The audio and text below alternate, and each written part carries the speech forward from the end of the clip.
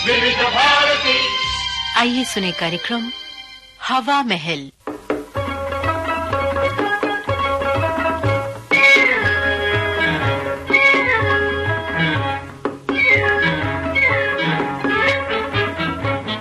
आज इस कार्यक्रम में प्रस्तुत है गोपाल टंडन का लिखा और प्रस्तुत किया रूपक शहीद भगत सिंह।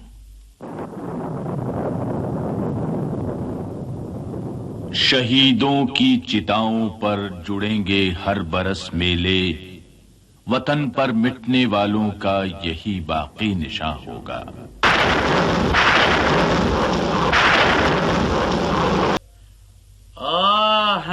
अरे भाई किशन सिंह, क्या हाल है भाई? क्या हाल है? अरे ना कोई चिट्ठी ना कोई खबर, अचानक आओ अंदर आओ। बस यही लाहौर में कुछ काम निकल आया था, सो आना पड़ा। और जब लाहौर आ गया तो यार बिना मिले कैसे जा सकता हूँ। ये तो कह रहे हैं, बहुत अच्छे बहुत अच्छे। और सुनाओ लायलपुर के क्या हाल चाल है? बस सब ठीक है, सब ठीक ठाक तो है ना? बिल्कुल बिल्कुल।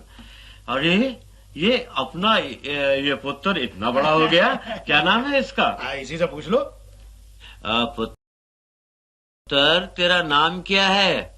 मेरा नाम भगत सिंह। वाह वाह, बहुत ही सोना नाम है। जैसा नाम वैसा ही सोना पुत्र है। हाँ, अच्छा तो बेटे तेरा शौक क्या है? मतलब तुम्हें कौन कौन से खेल खिलौने पसंद हैं? मुझे बंदूकें अच्छी लगती हैं। बंदूकें अच्छी लगती है? मतलब? मुझे बंदूकों से खेलना बहुत अच्छा लगता है, इसलिए मैं बंदूकों से खेलता हूँ और बंदूकें ही बेचता हूँ। यही मेरा शौक है और यही मेरा खेल। और कुछ पसंद नहीं? जी नहीं। क्यों? मैं अपने मुल्क को आजाद कराना चाहता हूँ। बहुत अच्छे, तो तू भी अपने धर्म को जानता है? जी हाँ, मेरा धर्म है देशभक्ति। इतनी छोटी उम्र में इतने ऊंचे विचार, शाबाश बेटे। मेरा आशीर्वाद है, तेरा नाम सारे जहां में अमर होगा। भाई किशन सिंह, धन्य है तू जो तेरे घर ऐसा वीर जन्मा है। मालिक की दया है आनंद।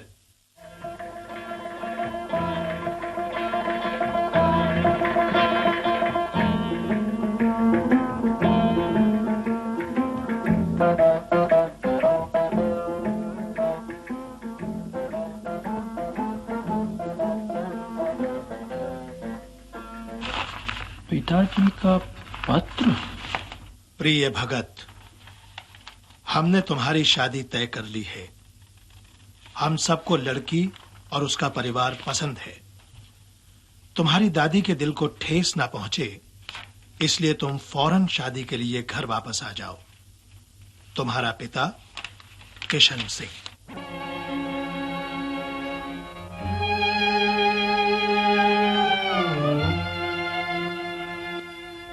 मैं शादी नहीं करूंगा। ये बंधन मेरे मार्ग में रुकावट बन सकता है। मातृभूमि मुझे बुला रही है। मातृभूमि मुझे बुला रही है। मातृभूमि मुझे बुला रही है।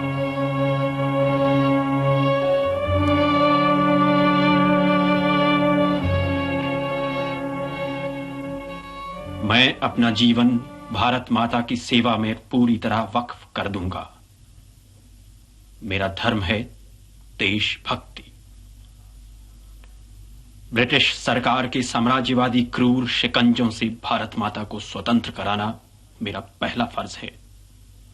हर उस बंधन को जो मेरे इस व्रत के आड़े आएगा उसे तोड़ दूंगा। पूज्य पिताजी, आपका पत्र पढ़कर मेरे मन में तूफान उठ खड़ा हुआ है। कई दिनों की मानसिक उथल पुथल के बाद मैं इस नतीजे पर पहुंचा हूं कि मैं शादी नहीं करूंगा। मैंने अपना मार्ग चुन लिया है।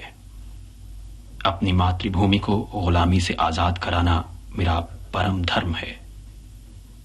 आपकी आज्ञा का पालन नहीं कर पाऊंगा, उसके लिए माफी चाहता हूं। आप मुझे आशीर्वाद दें ताकि मैं अपने चुने हुए मार्ग में सफल हो सकूं। मैं अपने कार्य के लिए जा रहा हूं आज ही, इसी वक्त। आपका पुत्र भगत सिंह।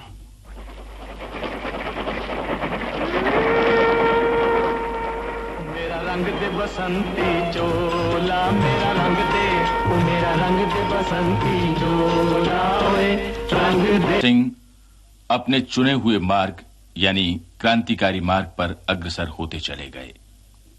मातृभूमि को स्वतंत्र कराने के लक्ष्य को लेकर वो क्रांतिकारी कार्यों में जुट गए। स्वयं का क्रांतिकारी व्यक्तित्व, चंद्रशेखर आजाद, राजगुरु, सुखदेव, बटुकेश्वर दत्त आदि साथियों का साथ व उच्च कोटि के क्रांतिकारियों से संपर्क तथा उनका गहन अध्ययन दिन ब दिन उनके विचारों और उद्देश्यों में दृढ़ता लाते रहे और अत्याचारी अंग्रेजी राज्य के प्रति उनकी उग्रता बढ़ती गई। सन 1928 में साइमन कमीशन का सब क्रांतिकारियों ने जबरदस्त विरोध किया।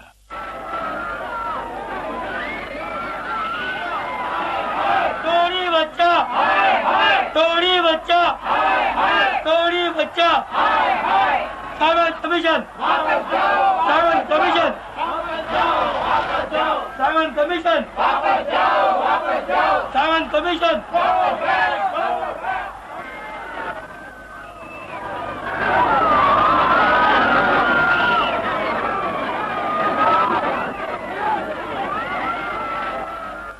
पुलिस ने जुलूस पर बड़ी निर्दयता से लाठियां बरसाईं और लाला लाजपत राय बुरी तरह घायल हो गए। साइमन कमीशन की विरोध सभा में उन्होंने कहा, इस सभा में आज मैं ये ऐलान करता हूं कि मेरे ऊपर बरसने वाली लाठियां ब्रिटिश सरकार के ताबूत की अंतिम कीलें साबित होंगी।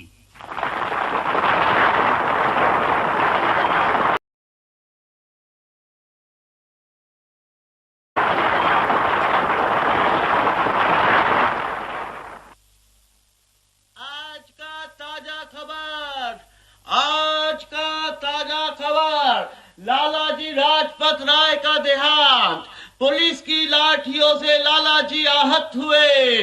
आज का ताजा खबर, आज का ताजा खबर। लालाजी की मौत पूरे राष्ट्र का अपमान है, 33 करोड़ भारतीयों का अपमान। मैं इन अंग्रेजों को इसका मुंह तोड़ जवाब दूंगा। चंद्रशेखर आजाद, भगत सिंह, राजगुरु ने योजना के अनुसार सैंडर्स को मारकर लालाजी की मौत का बदला ले लिया। इस घटना ने संसार को दिखा दिया कि भारतीयों की रगों में खून जमा नहीं है और वो अपने देश के लिए अपने प्राणों तक को दांव पर लगा सकते हैं। पुलिस को सैंडर्स की हत्या का संदेह भगत सिंह और उनकी टोली पर था, इसीलिए उनकी तलाश में जुट गई।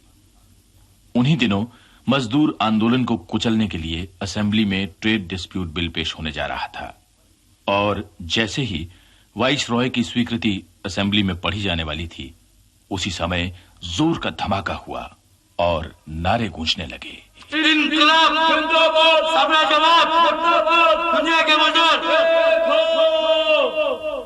भगत सिंह और बटुकेश्वर दत्त अगर चाहते तो बिना किसी रुकावट के भाग सकते थे, लेकिन उन्होंने ऐसा नहीं किया, बल्कि अपने आप को गिरफ्तार करवाना ठीक समझा ताकि वो अपने विचारों और उद्देश्यों को अदालत की मार्फत अखबारों द्वारा सारी दुनिया तक पहुंचा सकें और फिरंगी सरकार की बर्बरता का भांडा फोड़ सकें।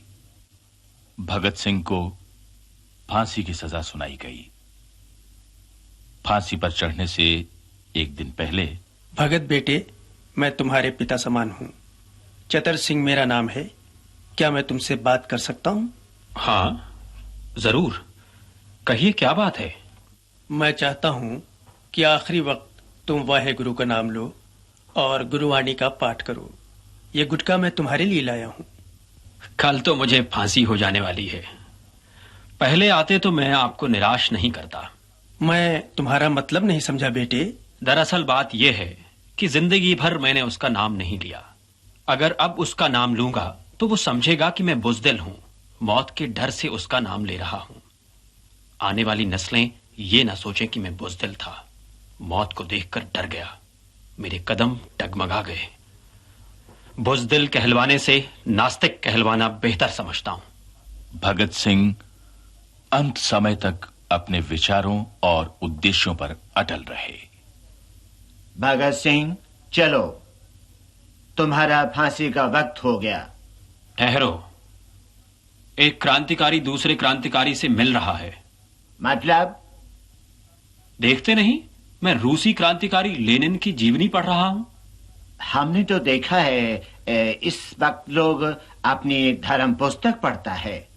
मैं देशभक्त हूं और एक देशभक्त होने के नाते देशभक्ति के अलावा दूसरी भक्ति की जरूरत नहीं समझता। चलो, फांसी का वक्त हो गया है।